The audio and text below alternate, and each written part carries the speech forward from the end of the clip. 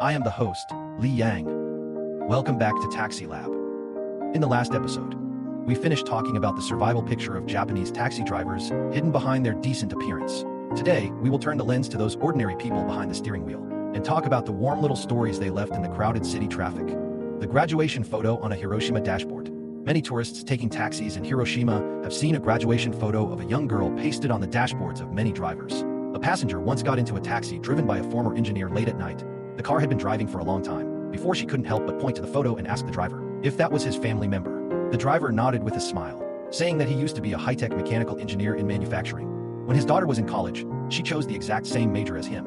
On graduation day, she took this photo wearing a bachelor's gown. But not long after his daughter started working, she was diagnosed with a rare chronic illness, making her unable to squeeze into the subway during morning and evening rush hours. She could only commute between the hospital or home by taxi every day. To be able to pick up and drop off his daughter at any time, and to flexibly adjust his time to accompany her to follow-up visits, he simply resigned from his stable office job and got a taxi driver's license. He pasted his daughter's photo in the most prominent position on the dashboard. After driving a few trips, he would look up at it and feel at ease. For many passengers who were on his way, he would take a slight detour to pass by his daughter's apartment, just to stop downstairs for 2 minutes to confirm that the lights at home were on. Later, his daughter's health gradually improved, but he didn't leave the industry. He said, driving and turning around in the city. Every passenger he met, he wanted to meet different lives again. This kind of freedom was something that sitting in an office building before, he could never get after bankrupting at 50. He drove a taxi for 15 years that day. Sage's story is almost a legend in the Japanese taxi industry. In the year he turned 50, the small workshop his family had run for decades suddenly went bankrupt, leaving a large debt. His elderly parents needed support and his son in college had no tuition secured yet.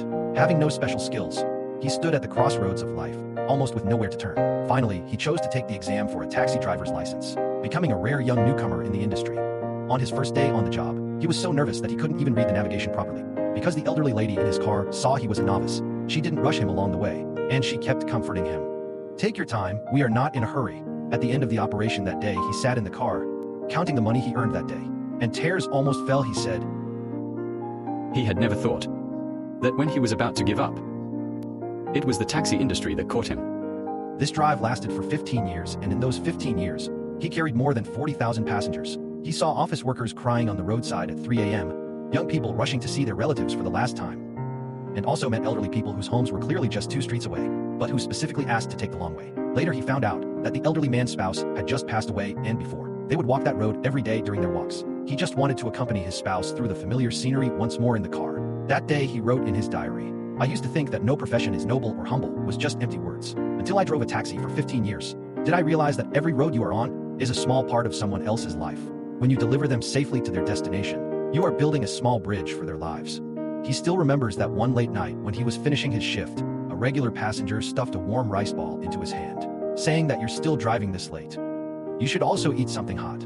The temperature of that rice ball, he remembered it for over a decade. The former manager, who turned his taxi into an exclusive guide. Kazunari Yoshikiyo used to be a nightclub manager in Ginza, Tokyo. Every day he had to try his best to make customers happy. Later, he changed careers to become a taxi driver, applying the hospitality wisdom accumulated in the past entirely onto the steering wheel. Unlike other drivers, he didn't crowd at the station entrance waiting for orders. Instead, he put a lot of effort into creating his own personal homepage, updating his itinerary every day, and even made time to learn basic English, preparing a wallet full of change just to give change to customers, so they wouldn't have to wait. He remembered the habits of every regular passenger. An elderly woman living in Shibuya had to go to the hospital for a follow-up every Wednesday. He would park downstairs 10 minutes early, waiting to help the elderly woman load her heavy wheelchair into the car.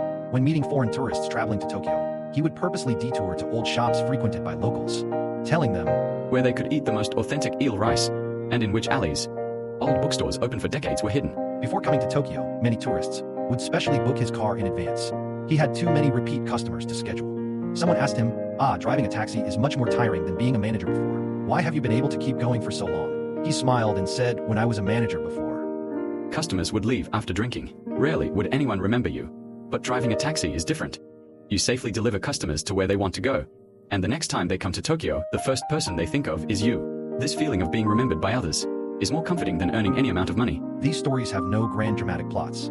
Just like the vending machines seen everywhere on Japanese streets. You reach out and insert a coin, and what you get is always a drink at just the right temperature. These ordinary people, holding steering wheels, while they are hustling for a living, quietly hide their warmth in every ride of less than half an hour. You never know. That taxi you casually hailed who is sitting inside is someone full of stories. That's all for the additional content of this episode of Taxi Lab. If you want to know more industry details, you can tell me anytime.